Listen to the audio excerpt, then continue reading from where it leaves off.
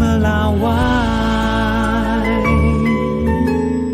Nah, kalau informasi yang berikut ini jauh dari kata Fadihat, yaitu Ketua RT termuda berusia 19 tahun terpilih di RT 7 RW 8 Kelurahan Rawa Badak Selatan, Koja, Jakarta Utara. 2 bulan menjabat, Ketua RT Gen Z ini langsung membangun jalan warga yang rusak menjadi jalan yang rapih dengan beton.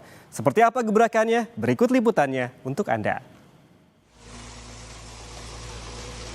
Ada-ada aja gebrakan Gen Z yang menjabat Ketua RT 7 RW 8 Kelurahan Rawa Badak Selatan, Koja, Jakarta Utara.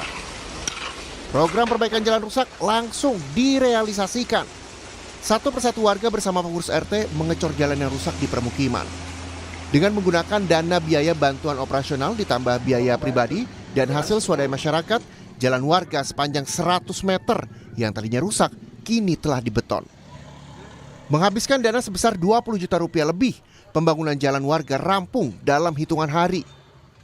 Tak hanya pembangunan jalan, untuk meningkatkan sistem keamanan di lingkungan, para pengurus RT yang semuanya masih berusia di bawah 22 tahun ini melakukan pemasangan CCTV dengan dana pribadi.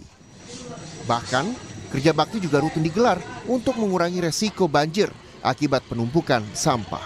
Memang sebelumnya dari program saya itu kan pengecoran, pembangunan.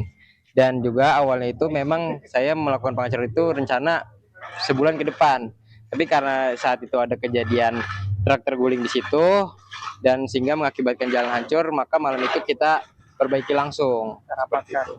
Ya. Nah, itu boleh ceritakan Bang, itu perbaikan swadaya masyarakat atau dari pemerintah atau gimana Bang? Itu ada yang sebagian dari swadaya dan dari kita. Nah, dari kita itu BOP kita itu semua kita alihkan ke pembangunan semua. Jadi kita selama 2 bulan ini tidak pernah ngambil biaya BOP 1% pun. Seperti itu.